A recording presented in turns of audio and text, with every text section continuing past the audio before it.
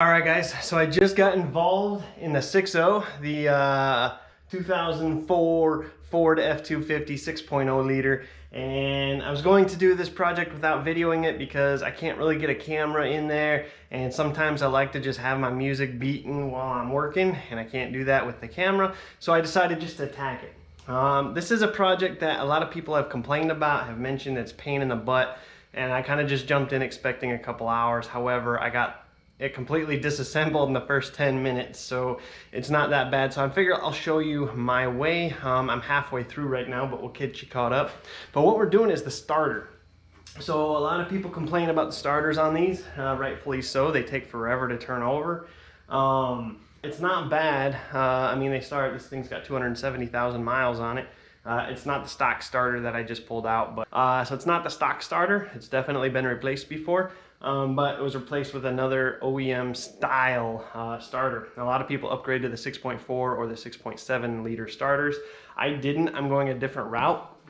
So what I'm doing is I'm going with these XDP diesel power heavy duty gear reduction starter. That's what I'm going with. Comes powder coated black with all the roughness stuff that'll collect all the grease that drops down there and it'll never come off. But that aside, supposedly it's going to crank faster. We're going to find that out here in a little bit. I've already removed the old starter. This took like 10 minutes. It was a little bit difficult. I know what everybody's talking about with this top bolt here. You can't see it, but it wasn't bad. I only got under the truck to undo the bottom bolt. Everything else I did from here. I did not even take the plastic off. All I did was jack it up. I got rid of the tire. I stuck a light right there in the wheel well so I could see. And then everything is accessible right here. I got that top back bolt out. I got the other top bolt out. I got all the electrical disassembled right here without climbing under. The only thing I got under was the bottom bolt. No idea what you guys can see right now, but the big huge gaping hole is where the starter goes, and it just slides right in there. It's pretty easy. So it's not a hard job. I didn't take the wheel well liner out, just the tire off. Didn't really get under the truck for any more than the bottom bolt.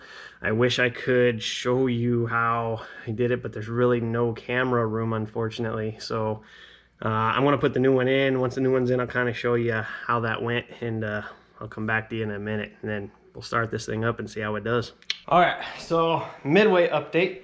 We've got the new starter mostly in. It's bolted in, not electrically yet. Figured I'd give you a quick update. So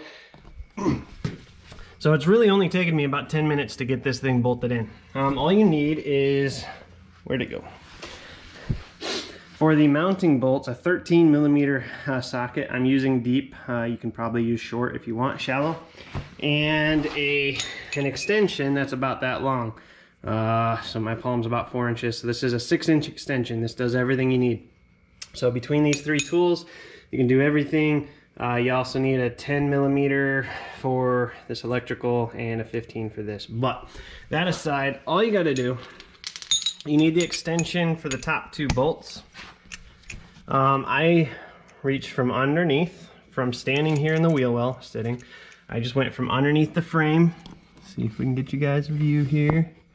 This is why we didn't camera it, because I can't see.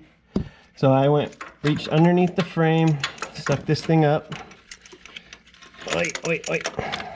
Make sure your batteries are disconnected. And then I was able to reach back here with the 6-inch extension onto this bolt. And I undid this one first. To remove the old one, I undid it first, and I put it in last. I just made it way easier. I'm able to get my hand up in there, my fingers up in there to start threading that by hand, and then I put the socket on it.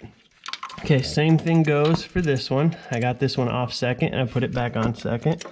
Right under the electrical, there's another one right here. Again, same 13 millimeter socket and 16-inch extension, fits right there.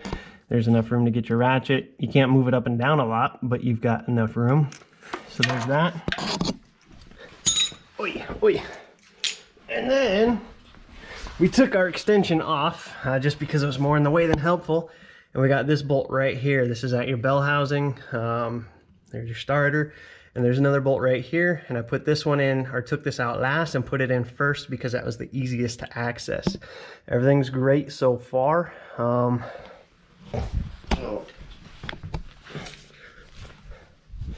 So now all we gotta do, making you guys dizzy. All we gotta do is take this nut off right here and put our electrical back on, and then this little tiny nut right here needs to come off and electrical goes on. Again, I'm going to take the camera away because I just can't see, but as of right now we're at like 10 minutes for install. About 10 to 15 for removal, 10 to 15 for install. This is super easy, guys. Okay. All right, so we got the new one installed. We got the wiring in place. We put the cap back on the wires. Bloop, bloop, bloop, bloop, bloop, bloop, bloop, bloop.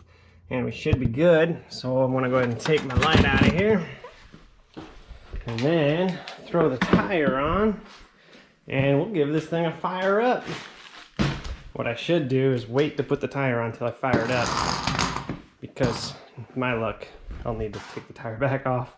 But let's put that on and see what happens.